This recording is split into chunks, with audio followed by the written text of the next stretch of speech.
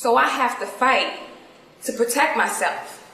And then my counselors, they be asking me, if I have friends or somebody I can talk to, somebody I can trust.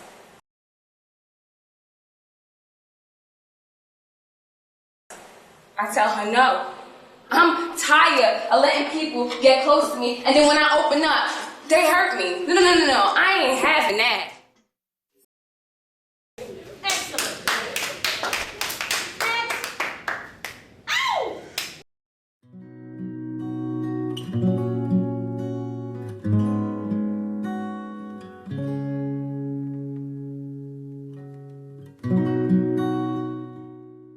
My name is Cynthia Henderson. I am the founder and director of Performing Arts for Social Change. I am also an associate professor of acting at Ithaca College in the Department of Theater Arts.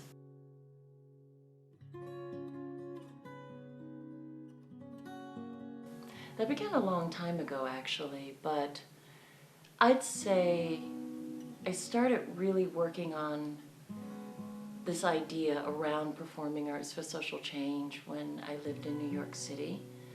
I was working with children and trying to help them find their voice and empower them to tell their own stories. I also did some work with the Urban League. But I think the first real project I did was, like the first organized project I did, probably was during the time in Ithaca, and maybe, I don't know where it really began, but my first granted project where I received grant monies was through the Fulbright organization when I went to Cameroon in Central Africa to do work with the University of Yaoundé 1 doing AIDS education through theater. And one of the more notable pieces that I did here was probably when I was doing a project in 2007 with the Ithaca City School District with some students who were dealing with racial tensions in the school. And it's interesting because I had to come back 10 years later and do another project on the same issue. I don't know, yeah, I'd say my first one was with the Urban League, yeah. So how do I choose my project? I do a lot of listening, and I think that's the core of the work I do in performing arts for social change. Oftentimes, I'm asked to come into a community, and when I go in and they give me the idea of what they want to work on, how that project is going to come together, I don't know yet until I figure out exactly what that community needs. So generally, once they ask me to come in and do a project, I spend time just talking to people in the community, finding out what it is, what's important to them, what they find the true challenges to be. Something that I've always felt like some programs do, they kind of go in with this savior mentality, where they come in with everything that they plan to do already, figured out, and we're going to fix this for you. But with Performing Arts for Social Change, one of the things I like to do is give the community the opportunity to work out for themselves what needs to happen. And we build the project, be it a workshop or a workshop that becomes a production. They figure out what it is that they really need to say. and what it is that they want their audience or the participants to do when they finish. So I'm inspired by what the community shares with me that they need. And that's how I develop the pieces. Do I have a specific way of working when I do the performing arts for social change? Yes, I do. And this work actually came out of an exercise I use in my acting class. It's a way of helping the participants generate a monologue or a scene. And I take them through an exercise that I developed in my acting classes. One of the things that I do with Theater for Social Change are rather performing arts for social change. The core exercise in my program came directly out of my acting classes. I combine actor training with concepts and exercises from Augusta Boal's Theater of the Oppressed. So, and I've brought them together in this kind of beautiful marriage of actor training and Theater of the Oppressed workshops or theater games.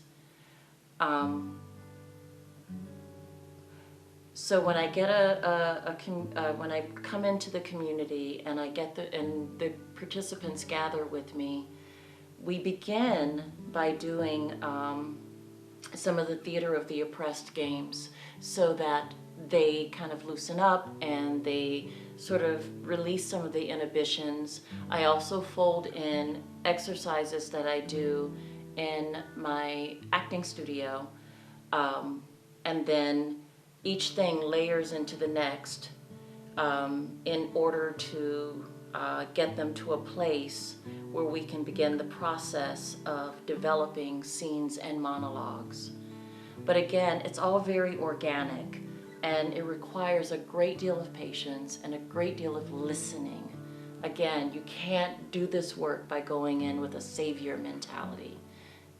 You have to pay attention to the needs of the community and figure out how they work, and then I adjust my exercises to the community that I'm working with.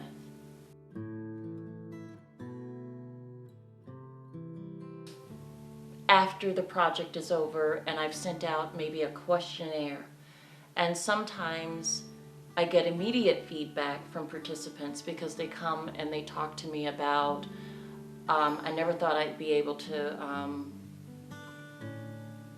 find it in myself to help others. That actually happened in a prison project that I did at the McCormick Center. It's a detention center for violent youth offenders.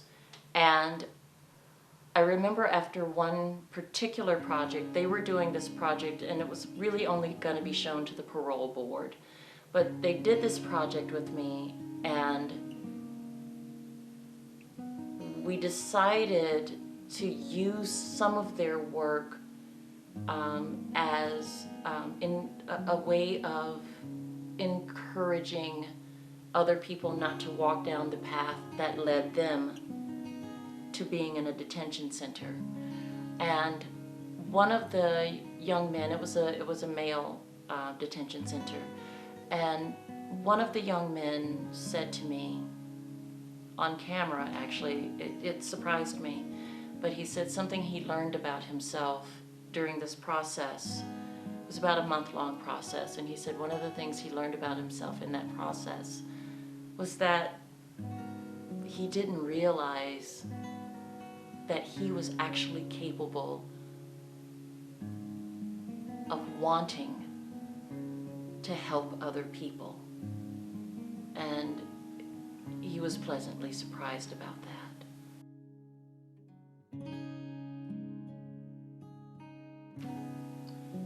So much of my work is collaborative.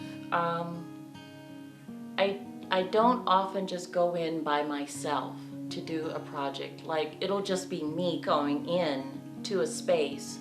And more recently, I've been bringing in students or assistants who want to learn more about this work, which is really quite wonderful.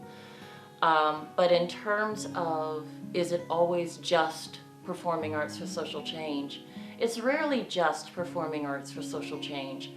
Both within the U.S. and outside of the U.S., I collaborate with other organizations. For instance, in the U.S., I've collaborated with the Greater Ithaca Activities Center. I've collaborated with the Urban League. I've collaborated with the city of Ithaca. I've collaborated, I've done collaborative work with police departments and local citizens, bringing them together to work. Outside of the U.S., I have done collaborative work with the University of Yaoundé 1. This is through the Fulbright organization. I've been awarded 3 Fulbrights.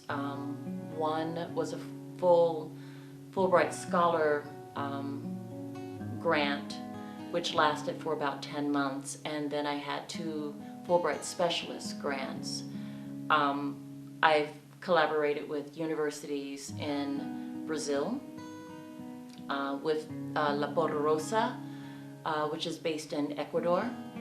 I have done collaborative work with the Beijing New Oriental School in China.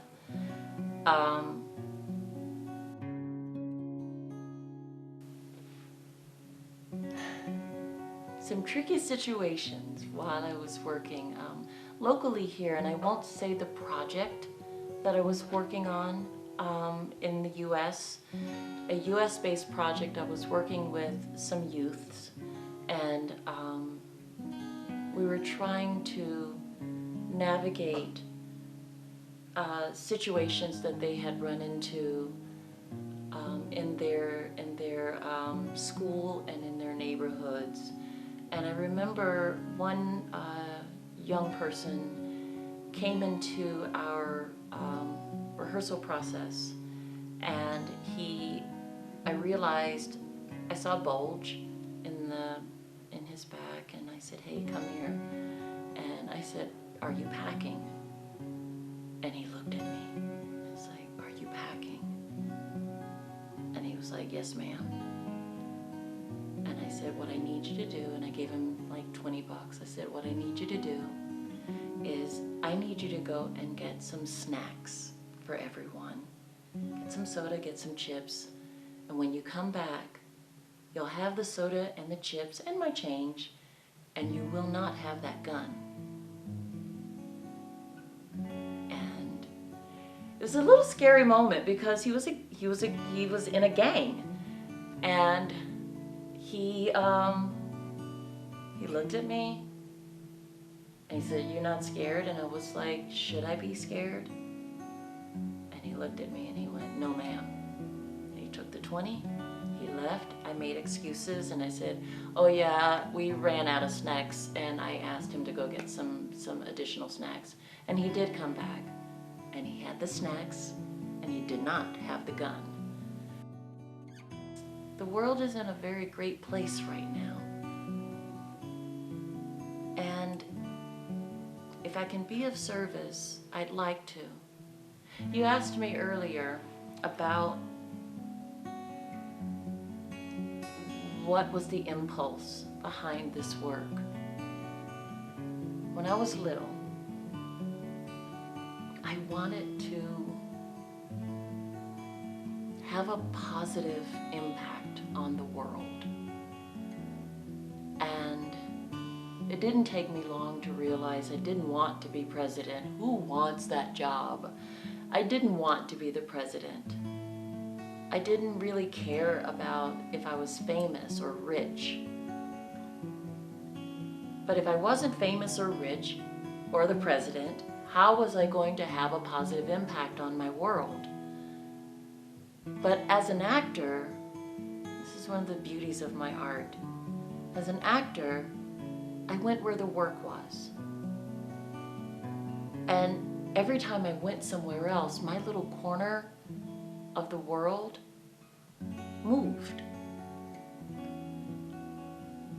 And each place I would go to, I had the opportunity to listen and find out what people needed. And I would either try to answer it through how I crafted my character if I was performing. And when I started doing this Theater for Social Change, which later became my program, Performing Arts for Social Change, I started to use this work, this talent, to, as cliche as it sounds, pay it forward. Do good. Define good. Good is what a community needs in order to find a way to stabilize themselves and to be helpful to those who don't want to harm and who also want to stop being harmed.